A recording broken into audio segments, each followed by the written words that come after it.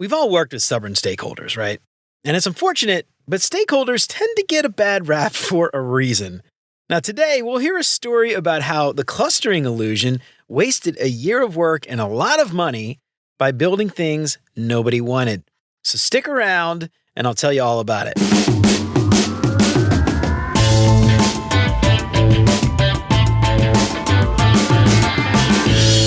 What's up, UX fam? Welcome to another edition of Cognition Catalog. Every week, we'll dig into a new cognitive bias and we'll explore how that bias can impact how our teams work and what we can do to ensure that we don't get caught up in the pitfalls. Because working with people is hard, and the more insights we have into the human condition makes it just a little bit easier.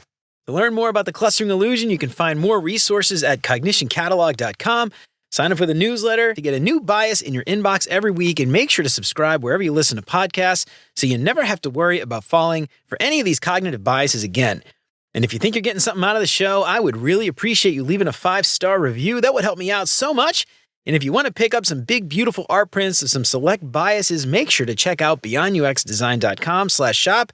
Get free shipping on all orders over $30 and use the promo code LISTENER to get 10% off your entire order. To learn more about the clustering illusion, you can find more resources at cognitioncatalog.com and smash that little bell down there to get notified when a new episode drops so you never have to worry about falling for any of these cognitive biases again. And if you want to pick up some big, beautiful art prints of some select biases, make sure to check out beyonduxdesign.com/shop. Get free shipping on all orders over $30 and use the promo code YouTube to get 10% off your entire order. So some time ago, I worked on a team with a stakeholder who tended to be somewhat stubborn. He was a nice enough guy, but when he got something in his head, good luck convincing him of something else. Now, our team was building software with a pretty diverse user base. There were large customers with thousands of users, small customers with a few hundred users, and everything in between. Now, a large chunk of our user base was those really small customers with only a handful of users.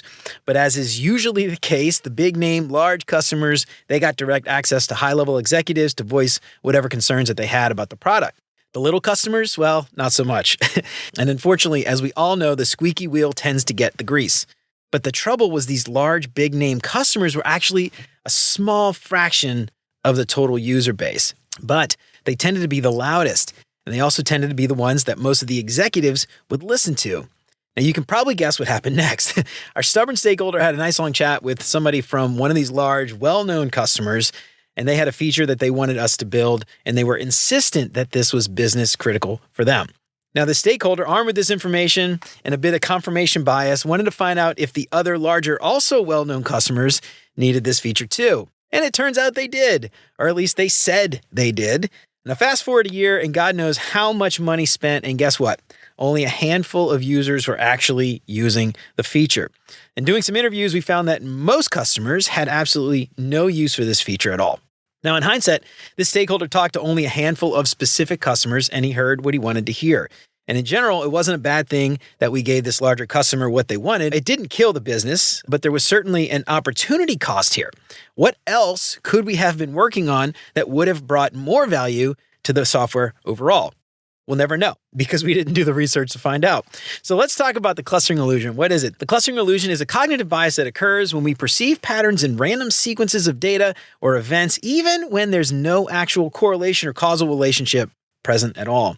This bias reflects the human brain's tendency to seek order in randomness. Now, two important psychologists who have investigated the clustering illusion are the late Daniel Kahneman and Amos Tversky. They found that the representativeness heuristic causes the illusion. This heuristic is a cognitive shortcut where a small sample of data is assumed to be representative of the entire population that it's drawn from. Now, the human brain's ability to recognize patterns and draw conclusions is really incredible. However, remember to be cautious when using small data sets to make assumptions about larger populations. And that's because the representativeness heuristic can lead to the clustering illusion, where we mistakenly believe that a non-random pattern in a small subset of data is present throughout the entire sample.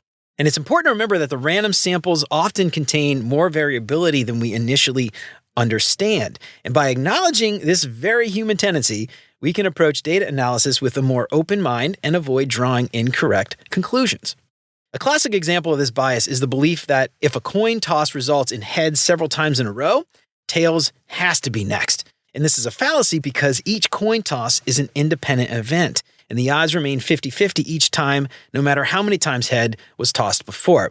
But how do we apply this to software? Now, suppose you're analyzing user data in an e-commerce platform. After observing a few customers making purchases on consecutive days, you might perceive a clustering illusion, assuming that there's a pattern or preference for online shopping on certain days of the week. But this apparent clustering might be purely coincidental, and there may be no actual preference for those specific days. Now, this bias leads us to overestimate the importance of these perceived clusters and overlook the overall randomness of the data. This can happen to us when we're the ones analyzing large data sets, but it's also essential for us to think about how we represent the data in a more objective way when we share the information with the rest of the team. Because if we're not careful, the data can ultimately be misconstrued by key team members to see what they want to see, just like in that example that I shared a few minutes ago. So how can we combat this tendency? Well, let's look at a few things that we can do. First, be cautious of pattern seeking. Recognize that our brains, the human brain, naturally seeks patterns and structure even in random data, and always validate observations with rigorous analysis before drawing conclusions, especially for important decisions where being right the first time is critical.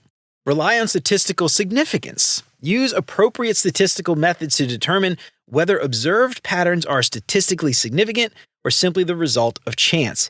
If you have a data scientist on your team, for the love of God, get their help. They're on the team for a reason.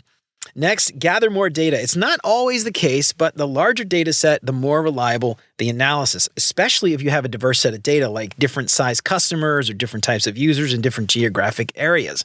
And collecting more data may help reduce the influence of those random variations and provide a more accurate picture of what's really going on. But be careful, because sometimes gathering too much data won't really improve your analysis at all. Next, pair quant with qual data if possible. You might not always be able to do it, but when you can, complement quantitative data with qualitative insights through things like interviews, ethnography, or moderated usability studies. Try to find the why behind the what. This can help you gain a deeper insight into the overall problem.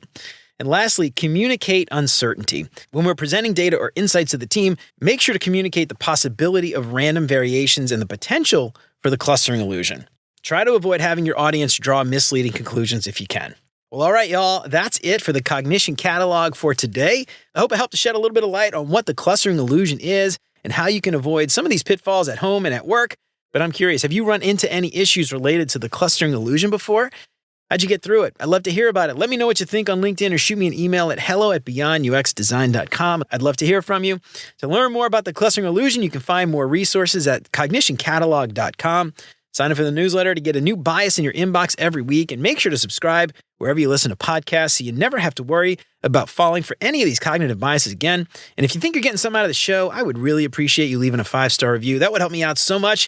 To learn more about the clustering illusion, you can find more resources at cognitioncatalog.com.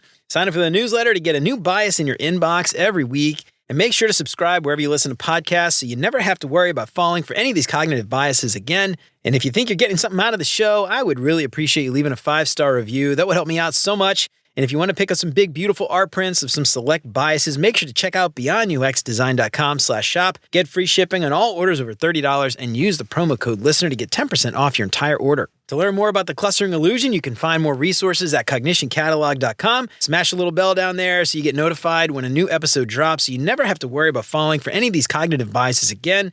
And if you want to pick up some big, beautiful art prints with some select biases, make sure to check out beyonduxdesign.com/shop. Get free shipping on all orders over $30 and use the promo code YouTube to get 10% off your entire order. And if you have a favorite bias that you want to see in print, let me know. I'd be happy to take requests.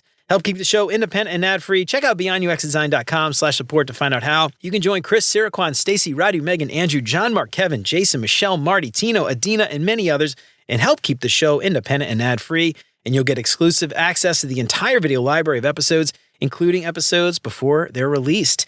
Get instant access to those videos right now for as little as $5 a month. And until next time, remember, you're more than a designer because there's more to UX and design. I'll see you around. Take care, y'all.